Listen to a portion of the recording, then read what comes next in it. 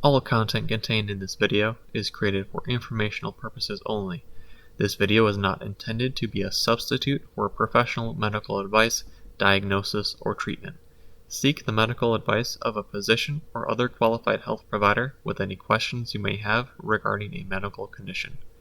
Never disregard professional medical advice or delay in seeking it because of something you heard in this video. Hey, I'm Honeysuckle, and this is my channel, Psychosis Experience. So, starting a brand new channel. I've never made a YouTube channel before, so kind of just going through the startup process, learning how videos work and how I can edit them, and all that jazz. So I wanna give a overview of what the channel's planned to be about. So I want to talk about my experience with psychosis, the few months leading up to my first psychotic episode, the time period between my first and last psychotic episode, or at least my most recent one, and what I'm doing now. So I want to get into the reason why I'm creating this video and the channel in general. So the main reason is for myself. When I put notes and thought in an outline in order to present it in a video, I'm able to reflect on my experience and kind of integrate it into my entire life so that I stay away from anything that I think might help me get into psychosis again. So I'm wanting to avoid that, and this video can kind of help with that process. The secondary goal is to help you, the viewer. Maybe you've gone through psychosis. Maybe you know a loved one who has gone through psychosis, or maybe you're currently going through psychosis, or maybe you have a loved one that's currently going through psychosis. Maybe these videos can help you. Maybe not. We'll see. So to kind of give you an overview of my history with psychosis, my very first psychotic episode was in March of 2018, and my last psychotic episode was in March of 2019. It's weird how that was just within a year of each other. 1 year it happened, and the very next year happened again. There were a few times in between where I had psychotic experiences, so I kind of want to differentiate between the different psychotic experiences I've had. These are not medical terms. What I'm about to say, these are kind of just my experience with psychosis. So I differentiate between a minor psychotic episode and a major psychotic episode. A minor psychotic episode is one where I have thoughts that are delusions and hallucinations, but I don't act on them. I keep them inside my head without doing anything about them. And then a major psychotic episode would be when I actually act on those delusions and hallucinations. So when I said in March of 2018 I had my first psychotic episode, that was the first major psychotic episode. I label some of the experiences before my first major psychotic episode as kind of minor psychotic episodes, and I've got a few more minor ones scattered throughout, with ranging from minor to major up until March of 2019. So I've been keeping an infrequent journal since around 2016, 2017, and I've got some notes from before my first psychosis experience, during the entire year, and then I still do journal infrequently. The more earlier notes that I made in my journal aren't very detailed, so I might not have as much detail when I talk about my journals in future videos, but it's to give you a good idea of like a more objective way to look at my life that I had. So some things that I did before my first psychotic experience was that number one was that I smoked a lot of marijuana from a vape pen, as opposed to smoking it from the bud. And number two is I delved a lot into what I label as mystical ideas. So mystical ideas are larger than life, almost magical concepts or beliefs. So some specific ideas are like occult rituals, tarot, astrology, special rocks having special powers, essential oils having special powers to heal you or give you some kind of benefit.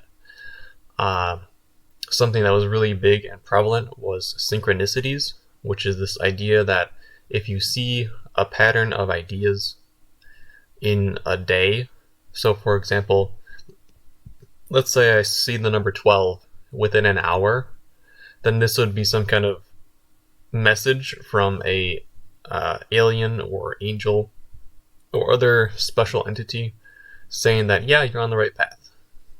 I no longer believe that, though. And on top of those things, I was also involved in spiritual and conspiracy-based subreddits, which kind of fueled this idea of mystical thoughts. So between my first major psychotic episode in March of 2018 and my most recent one in March of 2019, I had 3 hospital visits. The first one was a direct result of me being in a major psychotic state. The second one was a result of me in suicidal depression. The third one was because of a medical reaction to an antipsychotic I was taking. So when I took the antipsychotic, I would constantly want to look up. It's so sometimes you might get a really nice itch and you might want to scratch it a lot, but if you scratch it too much, then it starts to get raw and it starts to hurt. That's kind of similar to the feeling of wanting to look up. It was like wanting to scratch that itch, except looking up was the scratching, and I did eventually have my eyes water and started to feel a strain on my eyes by looking up. It lasted for about a little over like 30 hours. Really sucked. And then while I was in the hospital for that, I went into a major psychotic state, and I'll talk about these hospital visits in detail in future videos. Going forward, I don't really know how many actual major and minor psychotic episodes I've had. Sometimes I don't have any memories, but people have told me, yeah, you were acting pretty weird, and it's been corroborated by multiple people that I was acting weird, but I don't have memories of it. And then after March of 2019, I kind of decided I'm going to push myself away from everything mystical, and try to really taper down on my marijuana use. And I try to get as much sleep, good quality sleep as I can, and ensure that my nutritional values are met. So some of the things that I got into after my last psychotic episode was I learned about epistemology, number 1. Number 2 is internal family systems, and number 3 is nonviolent communication. So epistemology is this idea of how do you know something is true? What are the reasons for this belief being true? If you took this method that you use to determine the truth, is this applicable to another idea of the same type? Is there a way to falsify this belief? Is there a way to prove this belief? It's all around this idea of truth. Number 2 was internal family systems. So there's excuse me. There's the idea that inside our mind are different parts, and there are different, what might be called archetypes inside our minds. So there might be the archetype of the mother, the archetype of the father, or just female and male in general, the archetype of a warrior, the archetype of some type of guru or mentor kind of figure, and there are a bunch of other ones, but I'll get into detail in future videos. So I talk with the different parts of myself, and I like to describe it as like talking with a puppet. Like, you can talk through a puppet and you can act differently through a puppet, but like the arm is still, it's still connected to you. You're still the one talking, but it's like you're being personified through this puppet. I do the same thing, but in my imagination. So I'll imagine anime characters and speak through them in a similar way to a puppet, and then kind of have a conversation between the multiple different parts, or just a part and like my overall self, and it's very therapeutic in a way. And then the third thing I've got into after my last psychotic experience is the nonviolent communication aspect. Nonviolent communication is all about our emotions and our needs underlying those emotions. So some emotions would be like happiness and sadness, anger and calm. And those emotions are tied to a need. So I might be feeling happy because my need for connection is met when I'm speaking with my friends. Or I might feel lonely because my need for connection is unmet and I need to talk to someone. So those are kind of examples of how like I delve into my emotions, whereas beforehand I never really addressed my emotions. It was more just addressing thoughts and plans. One last thing I want to touch on before I start closing the video is I've seen a lot of YouTubers and Redditors talk about psychosis as not being something that's psychosis, but instead is some kind of spiritual awakening or spiritual enlightenment. I disagree. Currently, I disagree. I used to think the same way. I used to think like psychosis was like some special great idea to do, that you should go into a spiritual awakening and see demons and spirits and all that. I used to want that, and that's part of the reason why I attribute mystical ideas to me going into psychosis.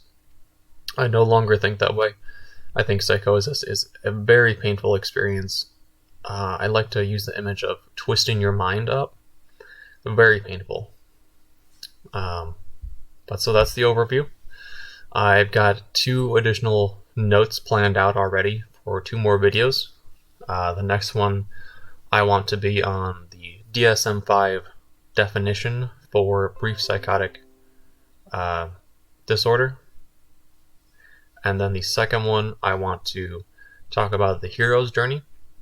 I've been thinking about this a lot recently, and I've taken a look at what the hero's journey means. And I see parallels in my psychosis experience to the hero's journey. I don't know if this is true. One way I can actually falsify this idea is if, after having gone through the hero's journey, if I go back into psychosis, then this idea that psychosis is the hero's journey would be false. So if I go back into psychosis, despite having gone through this whole circle, if I go back, then this would falsify the idea that this hero's journey is the same as the psychosis experience. So that's my video. You can check me out on the subreddit down below, r/psychosis experience. I'm the only one there so far, but go ahead, feel free to join. You can also leave any comments on YouTube, and we can talk there. So thanks. Have a good one.